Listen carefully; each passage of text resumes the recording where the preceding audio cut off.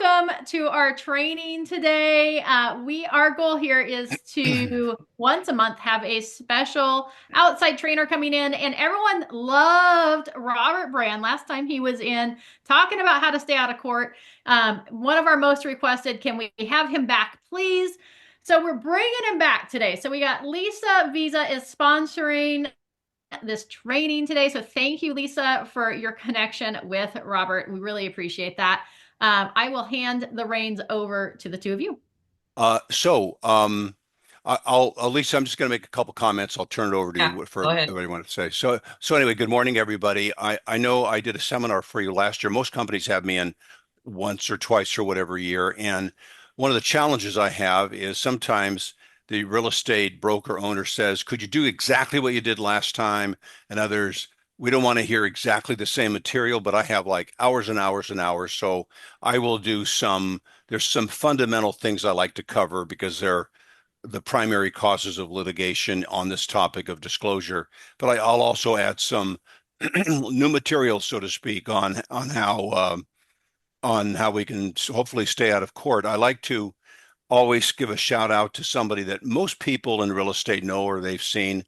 If you've never have, it's Gov Hutchison. He's with Carr, and I've never met anybody that knows more about real estate than he does, and he seems to be on the road all the time. So please check him out when he's passing through town. Big topic. Um, Not depending on the part of the state, but the state average is around 85%. So the vast majority of lawsuits are on this topic of disclosure. And so I do not charge the real estate firm anything. I do not sell anything. So I'm very graciously sponsored by service providers. And Lisa's the one that got me into your company. And I'll turn it over to you, Lisa, if you could unmute and say howdy. First off, I need to send you a new picture. Good morning, everyone. Um, I just want to do a really quick, because we've got a big change that happened January 1st, 2025, with the federal laws that passed regarding refrigerant for HVAC systems. It's going to be a big deal. So not just for me in home warranty and for you with home warranty clients, but for you as homeowners and just us as consumers. Refrigerant changes a lot, changes all the time because they're always trying to make it better. And we're talking about the Freon for the HVAC systems. Usually we never hear anything about it because they're just tweaking it, making it a little more environmental friendly, eco-friendly, like whatever, right? This time they changed it completely. It is now called A2L and it is flammable. So that's a big deal.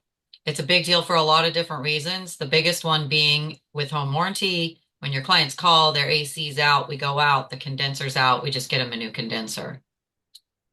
Because they're all compatible, that's not going to be the case anymore. So nothing will be compatible. The whole systems will have to be changed out. The prices are exorbitant. 30 plus $1,000 for a new system, because clearly if it's flammable and it's running with a furnace, we're going to need lots of bells and whistles and alarms and sensors to let anybody know that there might be a leak. So 18 months, our trade experts have been looking into this because that's when we got wind that it was coming down the pipeline. Fidelity did go to our parent company, Fidelity National Financial. Fortunately for us, we are under that umbrella of a Fortune 500 company. We asked them if we could please just go ahead and take this on, knowing it will hit them hard in their bottom line for the next few years, and they granted it us. So we will be making sure that your clients are taken care of when this change happens. The old systems are not being produced anymore. They say that there are parts and enough Freon to sustain the ones that are out there for their lifetime. However, once we can no longer get those components and we have to change out one, we're going to have to change out all of them. So there will still be the non-covered charges, modifications, Title 24 testing, but honestly, it is going to save your clients tens of thousands of dollars. So just wanted to put that out there. If you have any questions, give me a call. Okay, thank you very much. And our other sponsor is Virgil. This is an incredible company, extremely popular. And rather than me blather on, take it away, Virgil. Can't hear. And it doesn't look like you're muted, but say something again. Good morning, Okay. everyone. Yep. Thank you for allowing me this opportunity. Thank you, Robert Brand, for all your years of service to our industry. I wanted to invite all of you to take some time to look at some documents I left in the chat in regards to our homeowners risk management system. It is very effective in preventing lawsuits. Now our track record is over 99% of the time. If a threat of a lawsuit comes up, we're going to be there to manage it. We provide your buyers and sellers with lifetime mediation, and that's the solution. We found it. It only took 32 years, and now I'm here to provide it to you folks. What's great about it is that now my clients tell me it's become a service. It's become a marketing advantage, something they would use to separate themselves from their competition. It's paid through escrow. There's no cost to you. It's going to provide an attorney to remove any legal questions, help your buyers and sellers into escrow. And again, I think the most important part is give you something of value that will give you, separate you from your competition. Please call me. I'll come to your next Zoom meeting. Thank you again. Okay. Thank you very much, Virgil. Okay, let's go on. So I'm just going to say, disclose everything. Goodbye. No, that I'll make it a little bit longer than that. But anyway, let me kind of do some rapid fire material here. I'll squeeze in things that I don't think I covered last time. And also, in the course of a year or any year, if you ever have a question about disclosure, it's probably better to you can call me anytime, but it's better to email me so I can and copy and Amy so everybody knows what I'm talking about or what my advice is. So anyway, on the visual inspection, excuse me, assuming everybody here uses the AVID report, AVID form rather, if that's not correct, let me know, but it's not a mandatory form by law. Since I cover the whole state, I would say 98% of companies and agents recommend it. But it does, I circle that there. It does say that we do a visual inspection. So a question that may come up is our limited agents inspection only visual? And the answer to that is actually no, even though that's what it says. It really is interpreted in court as meaning any sensory perception. So just a couple of examples that we can all identify with, I think. Let's say it's a two-story home, you're doing the Avid thing, whether you're on the buyer's or seller side. And as you're going from room to room, short hallway upstairs, you get the impression very mildly that it may be a little bit uneven. You're not really sure, it's not profound, but you kind of get that feeling. Well, you can't see it. You can't look at the floor. It's too minor, so to speak. But it would deserve a disclosure. We don't want the only buyers that sue are buyers that are caught off guard. So just like a lightweight disclosure, some unevenness noted at upstairs hallway or something like that. So that works well. And then let's say you're downstairs and you're in the kitchen and there's a really heavy, what you might call mildew odor. Well, you want to disclose that. We've all heard the horror stories about kitchens that have got water problems, and man, they've got the residents have to move out of the house for like 3 weeks or something while the guys in the, what do you call them, astronaut suits, whatever, descend on the home. Well, we want to make a disclosure certainly, but mildew, the identification, even the discussion about mildew or mold is way outside of our standard of care. So that we can prevent liability and protect ourselves, something like obvious odor noted in kitchen, or I wouldn't even say strong, and this will all be in the notes that I'll email to Amy here when we're done. So it's a disclosure thing. We just have to be careful about our wording. So it's really, even though it's brief and it's relatively cursory for us, not for the home inspector, but for us, it's a multi-sensory, not just a visual inspection. And the two categories, as I'm sure you know, that we look at or look for are defects and red flags. So let me just do some quick definitions. And there we are. So I'm in the kitchen doing my Avid thing, which shouldn't take too long. And the kitchen window's broken. Well, that's what I disclosed. cracked window. It's not a big crack, small crack, 3 cracks, and definitely not what the cause may be or what I was told. Crack noted from baseball that hit it or something like that. We want to keep it as brief as we can, as clear as we can, and that limits our liability. So just kitchen windows cracked or something like that. Now I'm in the family room and I see a stain like this. Since I look at lots and lots of Avids again, the most common disclosure is water stain noted. But I don't care even if the homeowner's there and they're telling me about it, I have to kind of ignore that. So the most prominent causes are like water from, well, it could be from a leaky roof, it could be from plumbing. They could have something stored in the attic, like some people store like white wine in the attic or something, and a bottle blows up. It could be a rodent problem. You have no idea, don't need to know. And that makes our job a lot easier. We don't have to go up in the attic and check it out. So just stain noted, not big, not water stain, just stain noted at ceiling. If there was a window below it, you could say above the window or something like that. I know this is very simple, but since I look at tons of Avids, you wouldn't believe the mistakes that a lot of people in our business make. Now, there are lots of challenges, all of them easily solved, but I'll just mention 2. I'm in the living room and I'm looking around, got the Avid, and I don't see anything to disclose. And I'm thinking, well, what am I going to do? Well, let's say there's a ceiling fan. What some agents will write down is ceiling fan noted to kind of prove that they were actually in that room, in this case, the living room. Well, a ceiling fan is not a defect or a red flag. It's really like inventory or part of the house if it's staying. So that's not anything that would belong on any kind of disclosure form, whether it's the Avid or the TDS or whatever. So I don't want to do that. I'll give you an answer in a second. The other primary mistake that's made is like you're in let's say the master bedroom, everything looks just great, nothing to say, and I notice a spider web up in the, excuse me, hold a second, up in the corner, whatever. I want to make a disclosure, or I'm tempted to make a disclosure, but it's too minor. A little spider web up in the corner of the ceiling.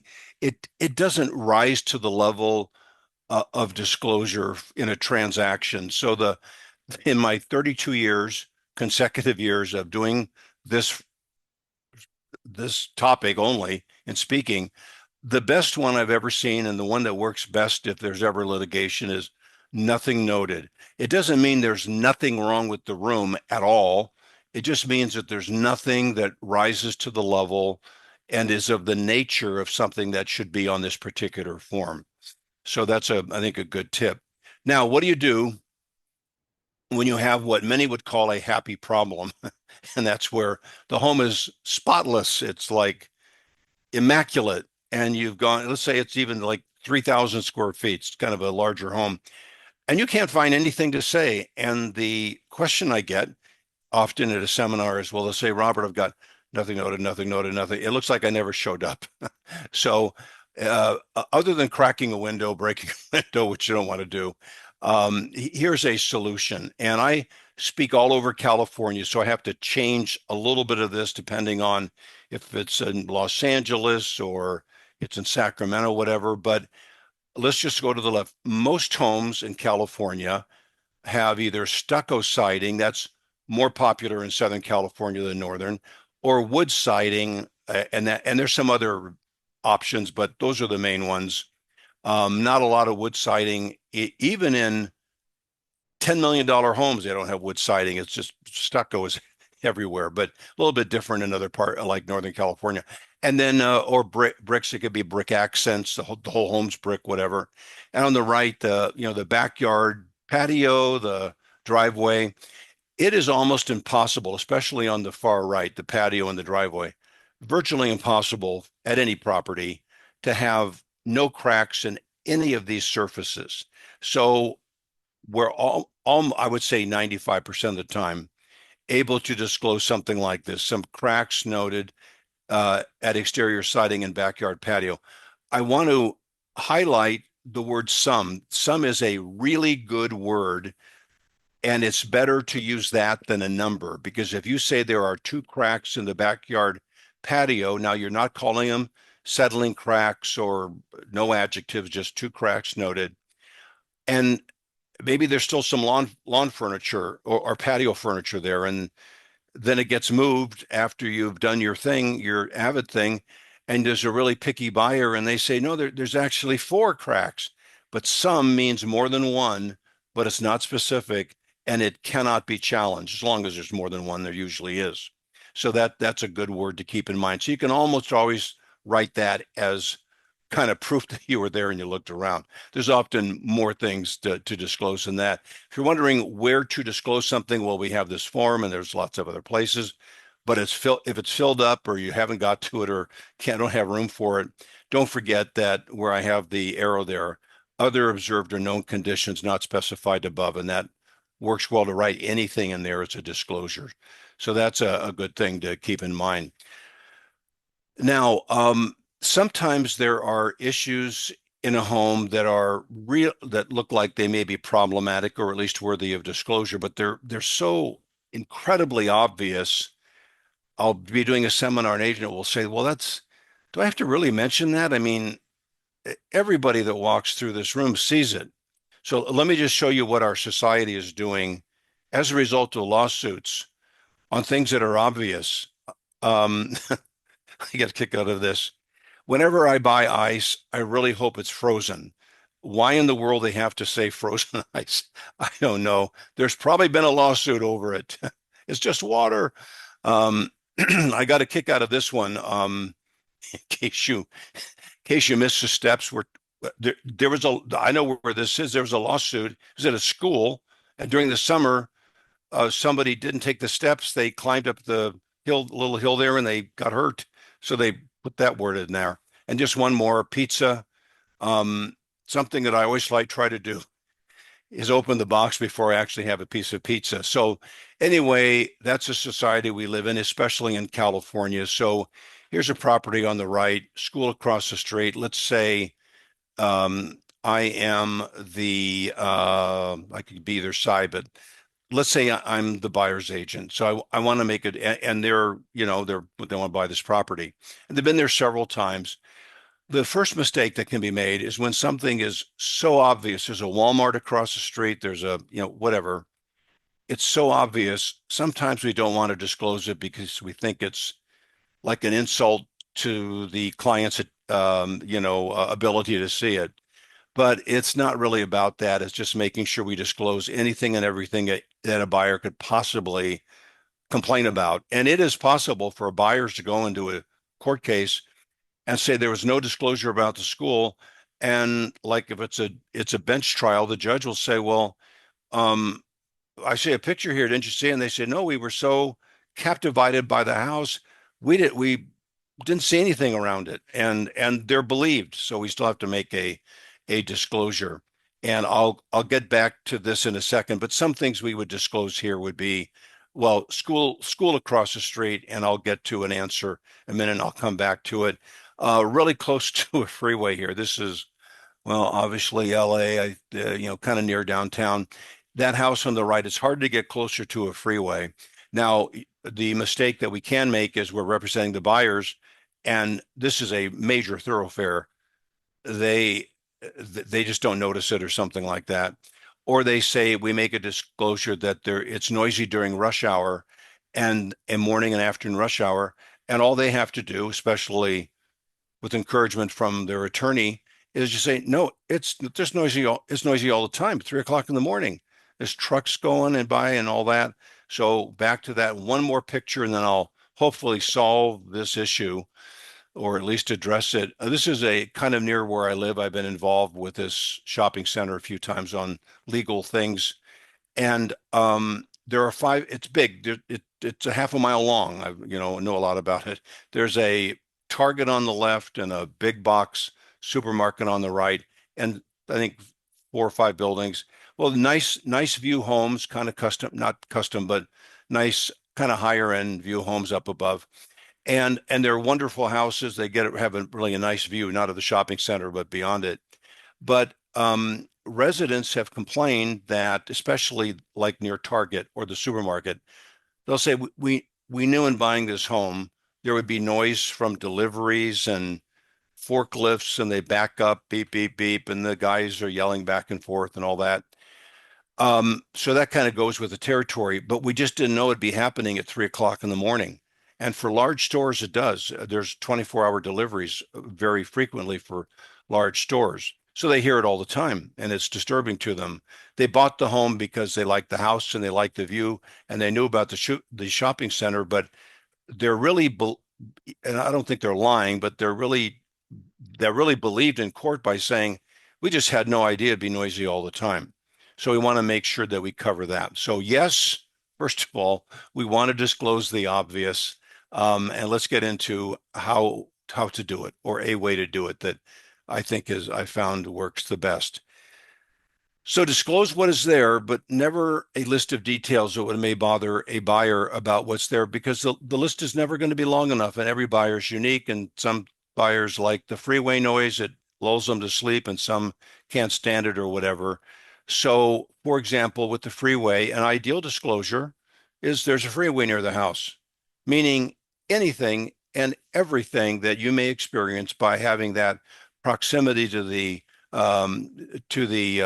freeway from the property is in that disclosure. If we make a list, it's noisy in the daytime or rush hour, and we'll never make a list long enough, and then you don't want to have 85 things anyway about the freeway proximity. So that takes care of it. A school is close to this property. That takes care of weekend events, which some people don't know happen at schools. Kids hanging on the fence, the gridlock, man, that's a big thing. It could take people that live near a school with the gridlock of the drop-offs and the pickups. I mean, some of them can't get out of their driveway for like 30 or 40 minutes. There's actually been lawsuits about that.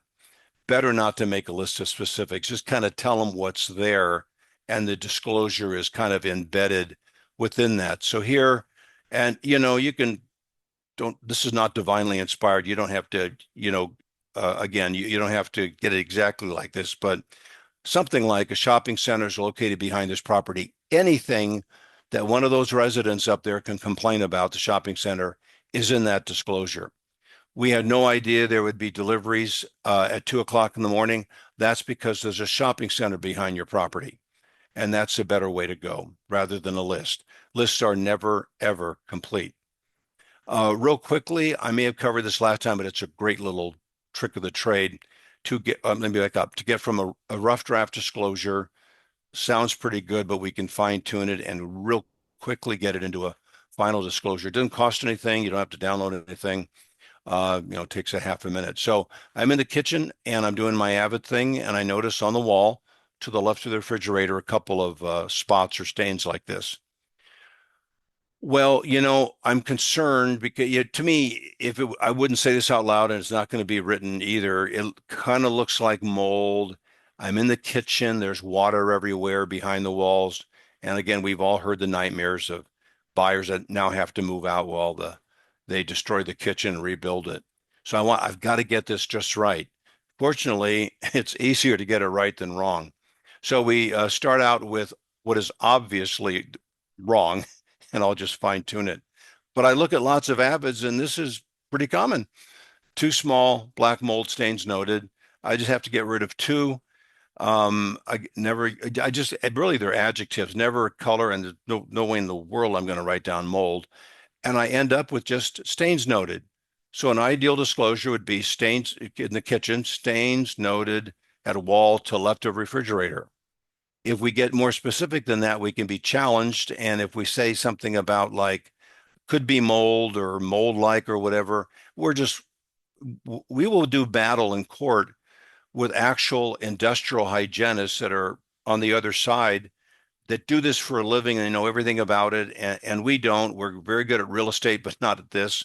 But no one can disagree with that. It's an ideal disclosure, shorter than what we started with, and that's usually a good thing. And let me just see, there's opportunity for questions. Let me just see if anybody has a question. Well, you can interrupt me or put in the chat area, whatever. Should you disclose wear and tear items? Now, this would be, get my space bar going here. These are just normal things that are kind of in every house, except for brand new houses. And by the way, don't use the term brand new. Not getting to that.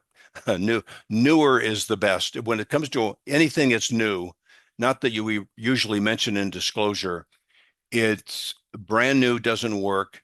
Plus, since my name is Robert Brand, you have to send me a royalty, and you don't want to do that.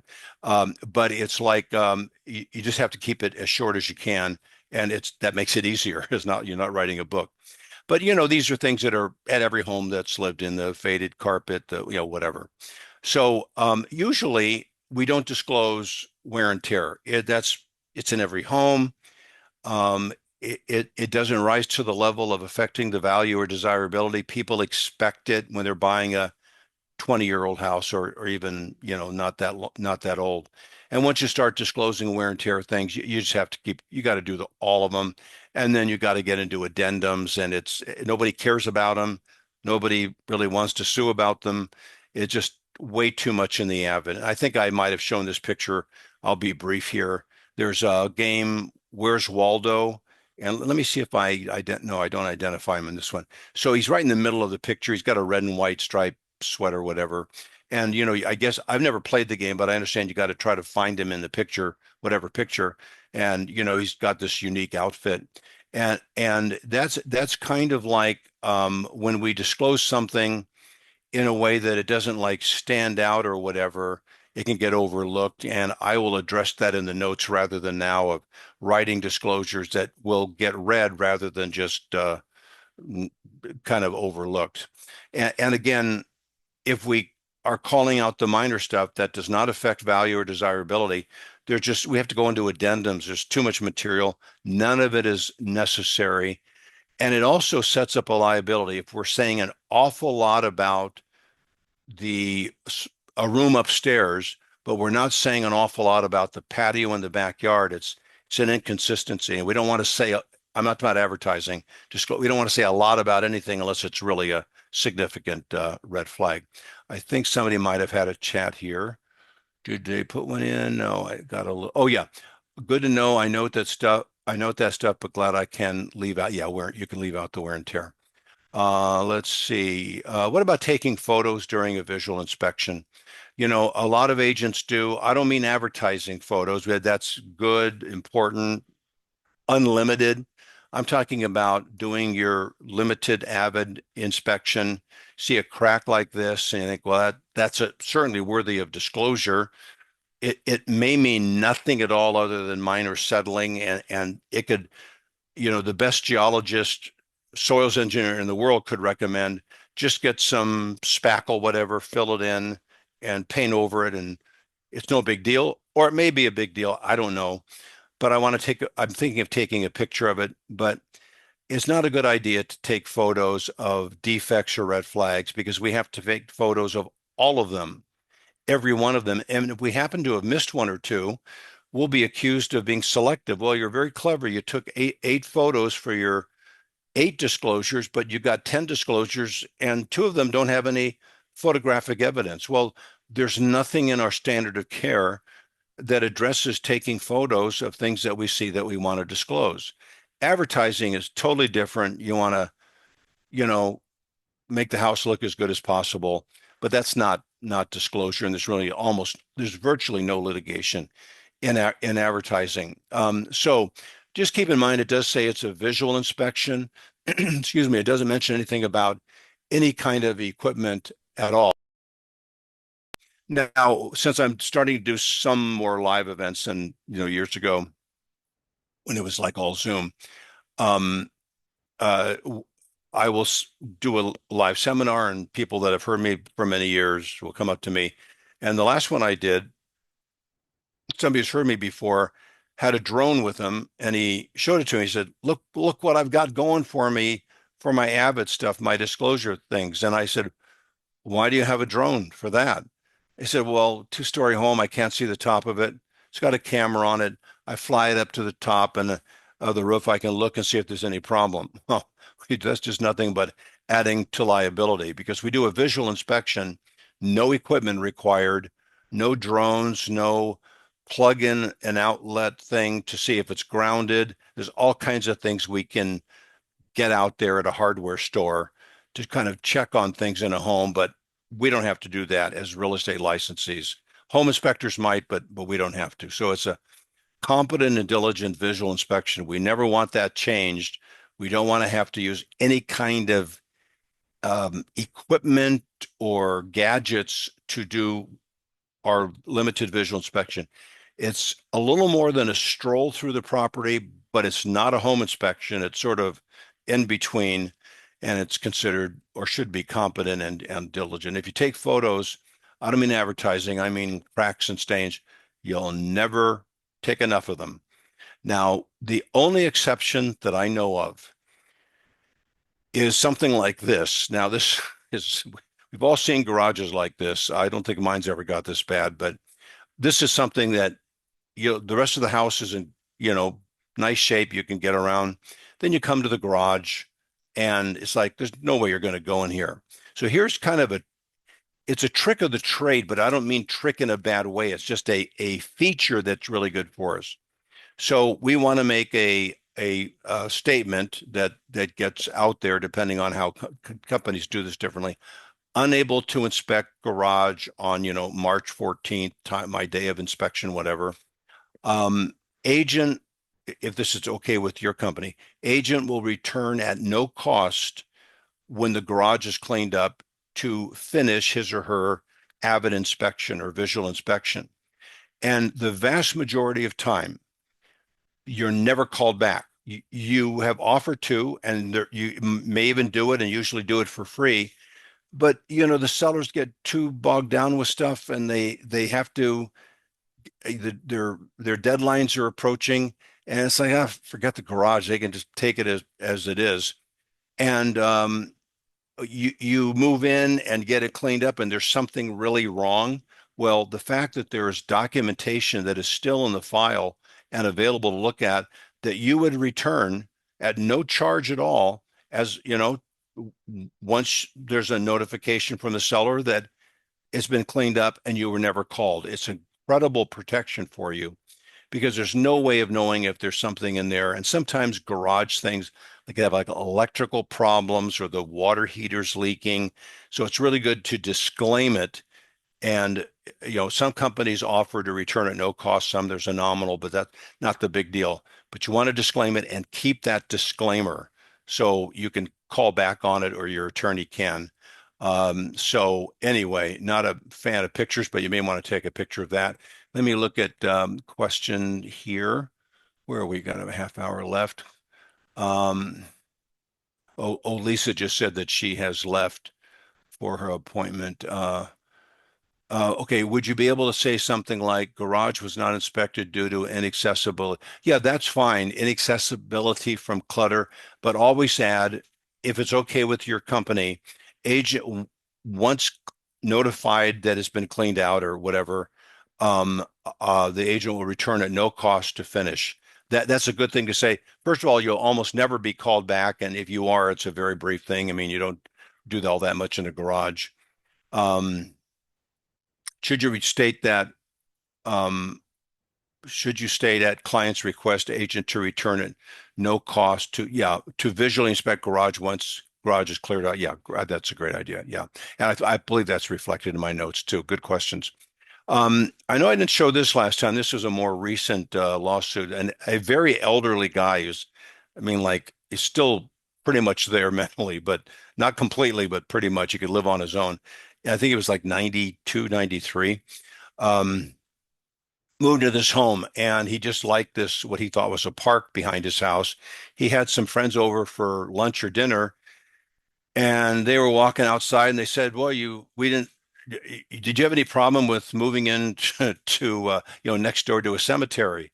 He said, oh, no, I didn't. Well, you guys in the 90s, you can't see very far. And the only thing that he could see was like grass. So this would be a disclosure issue. The point I want to make is some agents will say they're involved with this property. And in a way, it shouldn't make a difference to anybody, but it does to many people. The buyer can obviously see that this is like a big acres of cemetery, but it's an example. It still has to be disclosed. Sometimes the buyers, especially if they're elderly, they really don't see it.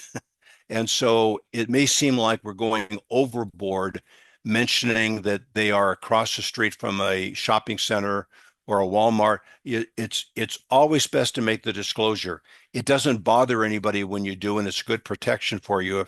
If like the prospective buyer is reading a comment from you and they go, "Oh, the agent said it's across the street from a Walmart and shopping center." Well, of course we could see it, and no harm, no foul. But some people, especially people that are maybe they're handicapped in some way, or really elderly, and they really don't see these things. So it's not an over disclosure. It's an important one for anybody. And there was a financial settlement on that. I forget how much. Avoid completing the AVID during the home inspection. This is a really important topic. And I know it's not always possible to accomplish this.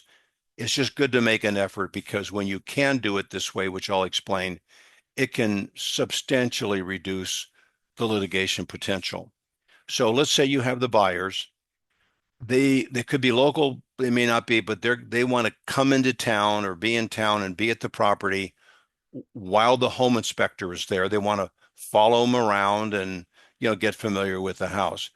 I don't want to follow the home inspector around, because my goal is, or should be, to get into the property, and I'll explain that in a minute, before the home inspection takes place, and do my agent's limited AVID type inspection. Now, if it's your listing, it's usually easy. They're your client. Hey, I need to come in for 45 minutes and look around, fine. If it's not your listing, you're representing the buyers, and it can be more challenging, and it doesn't always work. But if there is a way for you, you just don't want to do your limited agent's visual, quote unquote, home inspection while the home inspector's there, especially if you're following the guy around. And I'll give you an example of that in a minute. But I do want to say, and some in our business know this, some do not, but here in California, there are no licensed home inspectors. When I first started this 3 decades ago, they didn't even have licensing anywhere. There were like certificates and accreditations, which still exist with private companies, not government companies, that have courses and designations, and that's all good. But there was no state licensing. So when it first started, I thought we'd be the first kid on the block here in California. 47 other states, 46 or 47, have licensed homes. We still don't. We're one of like three or four in the country that don't. We have no regulation on them. So that's good to know if you're recommending a home inspection, which is always a good idea for your prospective buyer or your buyer. I recommend that you have the home professionally inspected by a licensed home inspector. We can't say that, or shouldn't, by just say professional home inspector. That it does come up in court because there's no licensing. And you can help them, give them a list. If you give them a list of home inspectors that you think do a good job, they're not deal killers. You always have that little fine print thing. This is not a complete list, feel free to call others or whatever, but just don't use the word licensed. So if I'm representing if I have the listing, I probably have a rapport with the seller, say hired me to do this, and I can usually get in and do my AVID before there's a home inspection, even before there's a buyer, out there looking or out there wanting to do the deal. When it isn't my own listing, it can be more of a challenge for the actual listing agent and the seller to let me in ahead of time. But it's worth the effort. Sometimes they'll say, "Oh, sure, if you want to do it, go ahead. I know you're coming over with your buyers in a few days, but you're welcome to come over." If they will let you in. Let's say they do. I'm in the master bedroom. In this photo, I don't see anything to disclose. The floor looks okay. Painting on the wall, which I'm not going to move. I don't move things out of the way. Home inspectors do, but I don't. So I've got nothing to disclose. Well, the home inspector is going to take that painting off the wall, and maybe there's something like this behind it. Now, when I look at it, I don't see that. I have something may need to be done, but I have no liability and no, I don't have a dog in the fight, so to speak. So buyers are there, I'm there, and or I walk through the room when this is happening. Uh, that would be a major disclosure issue if that was visible to me and inside my standard of care. Now there still may be issues, and I can help with that, but I'm in a much better position legally when I was able to get to the property before my buyers, even if it's I'm there in the morning and they're in the afternoon. I have no mention of this. It is outside my standard of care. I don't move things out of the way, and I'm just in a better legal position, even though it's going to have to be dealt with. So I could say more about that, but it'd take too much time. So to summarize this little part, always complete the avid prior to the home inspection whenever you possibly can. You know, it depends on which side of the deal you're on. If unless they're like profound, life-changing repairs, usually when you're told by the seller, hey, we're having a handyman come over, electrician, can you wait until after that's done before the home inspector comes and you do your own agent's visual inspection? It's better, if possible, to just do it right away. And the main reason why is usually those things never get done. The sellers are get too busy, and it's not a priority for them. And so if you can get away with it, so to speak, or suggest it, never delay your visual inspection because of pending repairs. We got to fix this. Don't worry about it. Not, I wouldn't say don't worry about it. I am more than happy to go in and do this.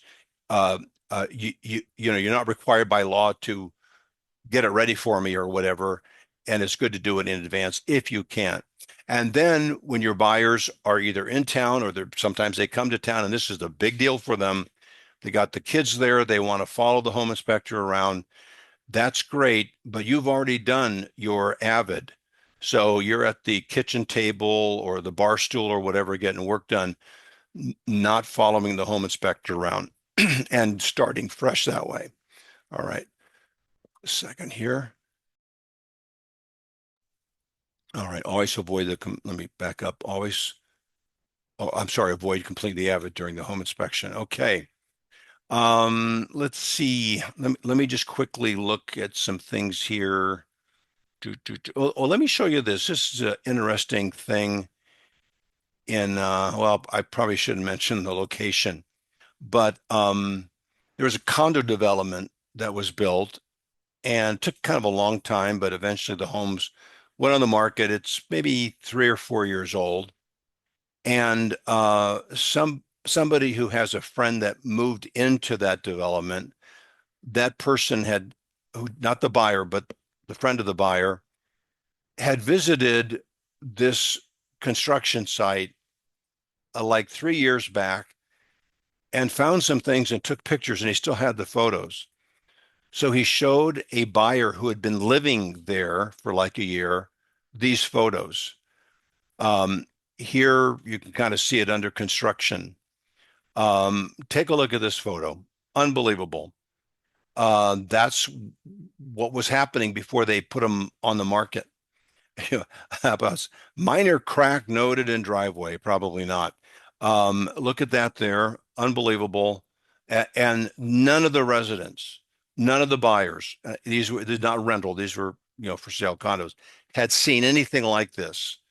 And there's all kinds of water damage, and look at that garage door behind the fence, and just this.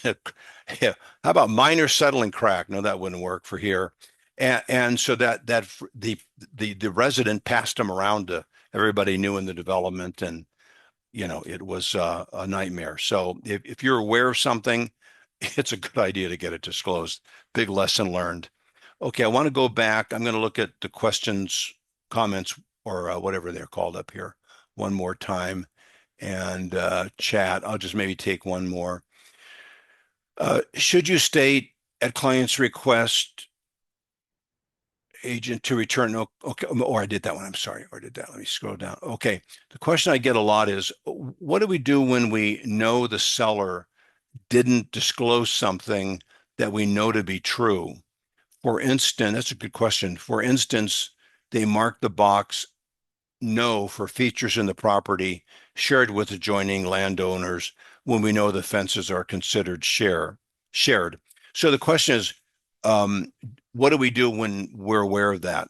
I guess it depends on, well, obviously, if you are you the agent, the neighbor, the whatever, but generally speaking, since we're talking about a transaction and the buyers are not being informed of something that we know about.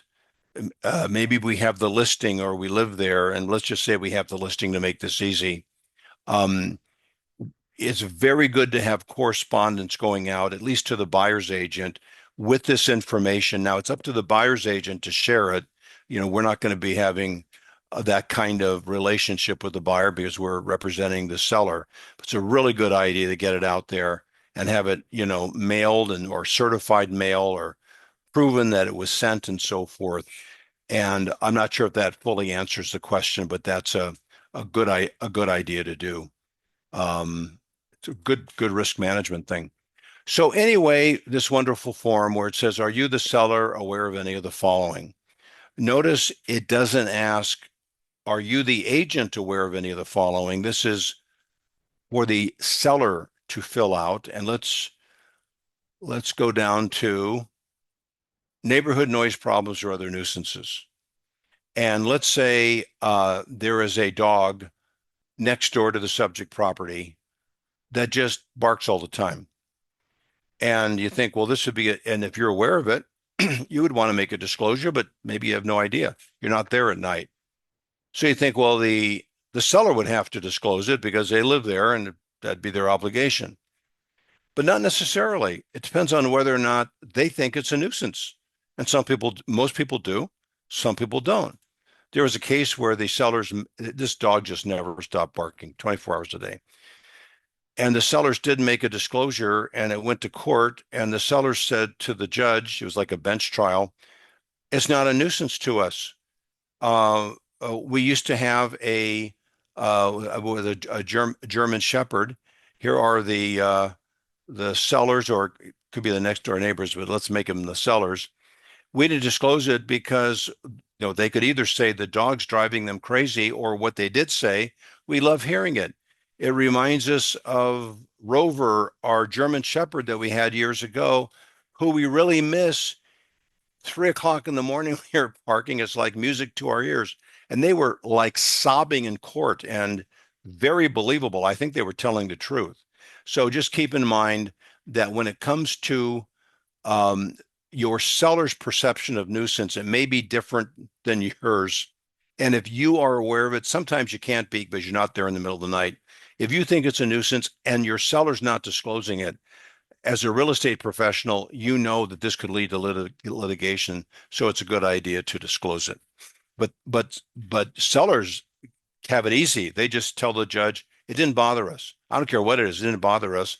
And then they don't have to disclose it. So that's a little detail that's you don't want to miss. Just real quickly on the pack rat room, you're doing your visual inspection, kind of like the garage thing. So I'll be brief on this. And you open the door to this bedroom. Well, it's not fair to you to really disclose anything. There's too many things in the way.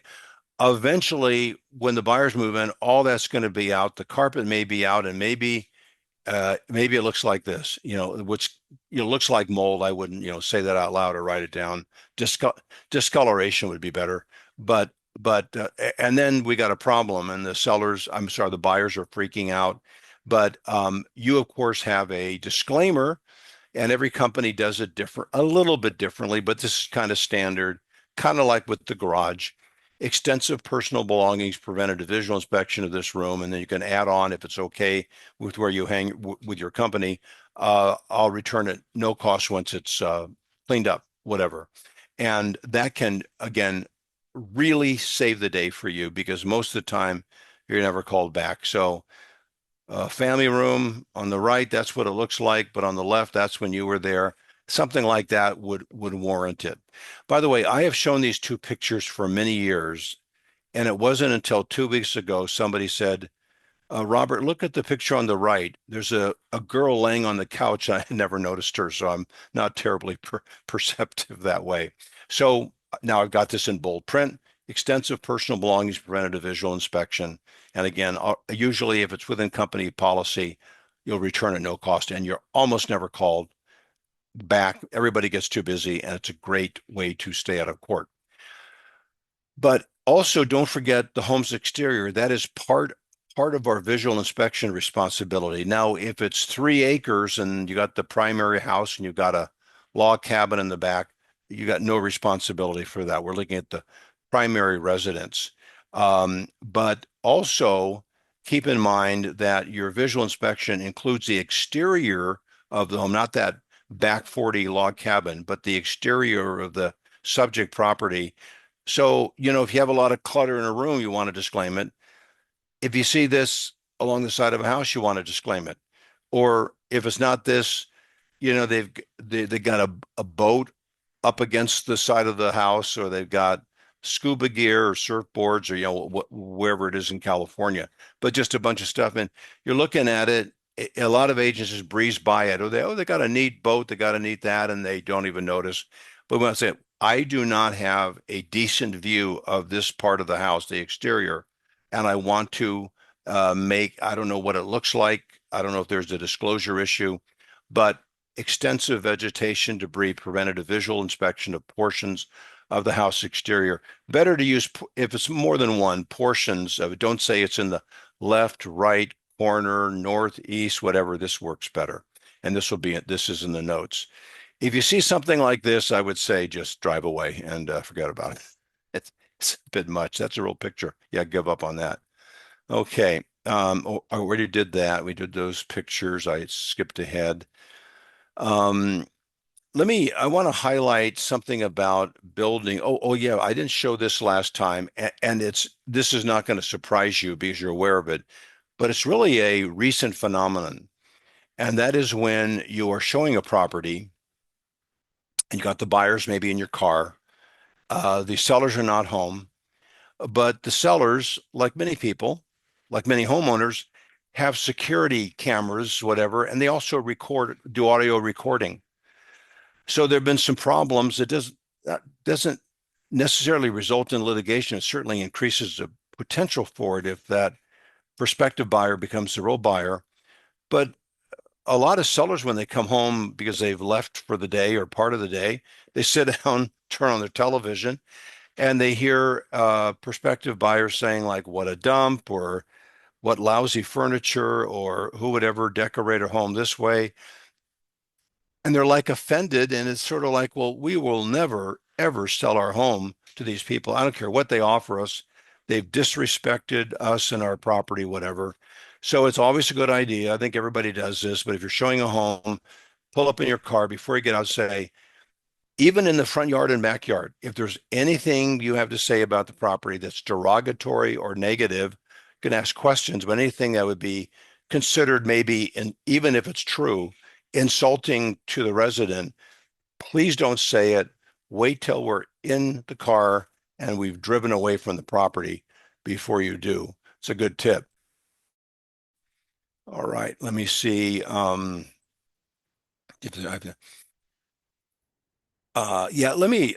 mention this. We've got about 5 minutes. I'll just do some random things. I'll just call it the Uncle Bill inspection. This is when you're representing the buyer. And even though we know home inspectors aren't regulated, but that doesn't make any difference. There's plenty of them around, a lot of good ones. The good ones tend to have these credentials of education, not state authorized, but it shows that they are learning about their trade, their business. But sometimes a prospective buyer will say, oh no, I don't want to have a home inspector. I'll just call this guy. My Uncle Bill is really handy. He's going to come by and look at the house. And Big Bill used to do decks, then snow removal, then landscaping, drywall. And now he's doing home inspections. He added that one. These people are like often a disaster, not them personally, but they're really picky. They tell their relative who's buying the home, I'd never buy this home because of this, or it's going to cost a fortune to fix that. And often their information is incorrect, and it discourages that prospective buyer from pursuing it.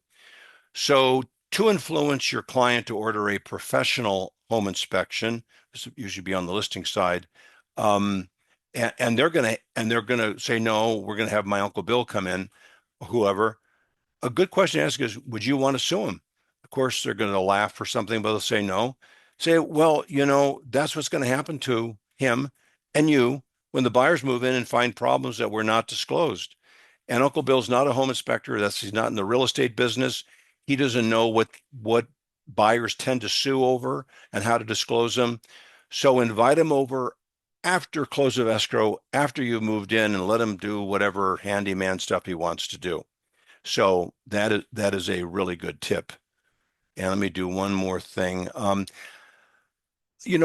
Even though, I can do this in 3 minutes, I didn't cover it last time. It's a hot topic. It's the homeless presence or an increasing homeless presence in a neighborhood. Excuse me. Obviously, it's very sensitive. You don't want to be guilty of discrimination or anything like that. So here are some tips. And let's go. First of all, this description of this community is in flux. Homeless is what we're used to. There are some places that don't like it.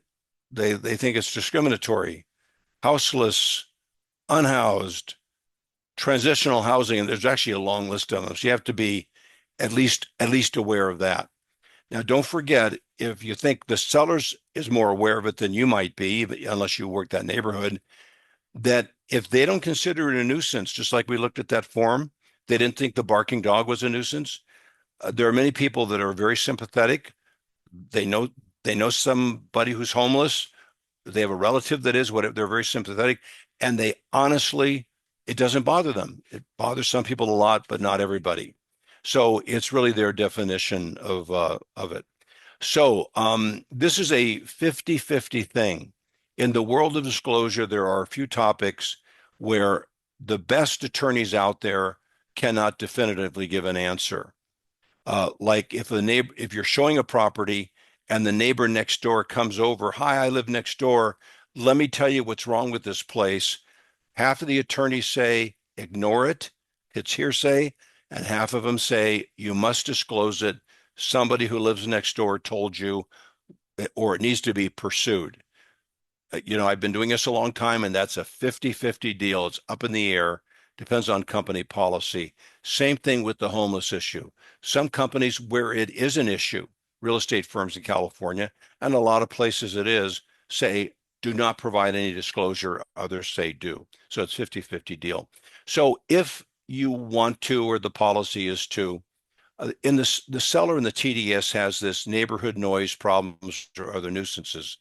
This would be answered yes if the seller really believes it's a nuisance, and I would say most do. Right there, neighborhood noise problems or other nuisances. So they would answer yes if that's their choice. Occasional disturbances noted from nearby unhoused community is something that they could disclose if they want to. That's up to them. It's not illegal or anything. So that's a disclosure. I'll make a list here. The buyer's agent may send a note like this that's documented that they got it. I encourage you to drive around the community at different times to see if you're comfortable with the area. You want them to say, if they say, we didn't notice that a half a block away there's a homeless community. Well, in writing, you have proof in the file. Drive around the community different times of day and night. See if you're comfortable. So that's a good thing to have in there. We got to do what we can. So we actually have 3 things working for us if we take this route, and it's a company policy thing. Hopefully, the seller has disclosed the issue, with careful wording. Buyers have been directed to law enforcement for local info. The last time my wife and I bought a home, we went to the local, it was not police, sheriff department. And I did this. I asked, can you give me some records of crime in this area we're thinking of buying in? And I got reams of stuff, and all the shoplifting or whatever happened is just great information. Buyers have been invited, this is a good thing to document, to look around the neighborhood to be sure you are comfortable with the area. And that is all I know. There's 3 things there. There's all I know that can be done right now for the homeless community thing. Let me check. I think I had another question, then we'll have to wrap it up here. Let's see, chat. Um,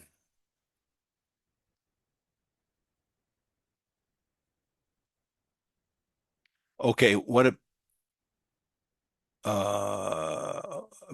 more than one question. A question I get a lot is, when do we know that the seller didn't disclose something that we know to be true?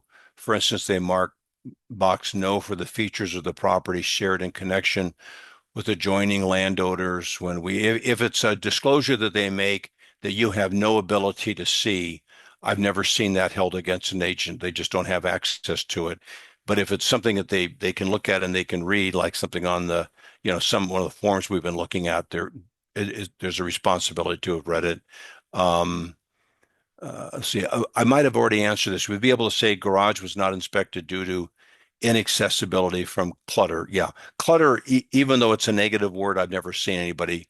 I mean, it's kind of undeniable when a garage is like that. The question I get a lot is what do we do when we know the seller didn't disclose something that we know to be true? For instance, they mark box no for the features of the property shared in connection with adjoining land. Yeah, it's a good question. Or fences zone. Yeah, we have to make a disclosure. It's probably better, depending, companies vary on this, to not say what the seller disclosed is not correct, but rather to document what is correct. And like this great comment here, and get it, copies of it, verify receipt to whoever you're sending it to, which would probably be your client. Really important to do that, and I'll cover that in the notes. What about the buyer? Would you say the same about bringing over Uncle Bill? No, I have no. I just recommend a professional home inspection. No uncle or cousin. Megan's Law, we have a disclosure for that. But what if somebody specifically asks about it? No, the standard disclosure is sufficient. I think that's in my notes too. And the same thing with the death that's 3 years or longer. The death thing is really in flux or whatever. Yeah, same thing with the death, no longer than no more than 3 years. By the way, let me just tell you a story since death came up. Oh, here's a message from Amy saying, Bob, we want to pay you a lot of money for this. Thank you. So anyway, I live relatively near the Heaven's Gate property, where that cult or whatever, 30 people took their own lives. So what happened with that? That was, years and years ago. They, obviously had to vacate the house, closed it down. It was on a small street in Rancho Santa Fe. I don't live in Rancho Santa Fe. There's nothing there under 5 million, so I don't live there, but I'm nearby. And so they tore the house down, they rebuilt it, and somebody bought it, and that's what just recently happened. Changed the name of the street and did different things. So the actual house where that occurred has been destroyed, and a new house is in its place, and it seems everybody seems to be doing okay. Okay, I need to wrap it up, so I want to say thank you for Amy for the invite. Thanks to Lisa for making it possible on the sponsorship side for me to be here, and also Virgil with Legal Services of America. Amy, I'll get the notes out to you in about 5 minutes. Thank you, everybody, for attending. And if you want me to do another, I've got something like 20 hours of material. I can always come back another time or two before next year. So just let me know.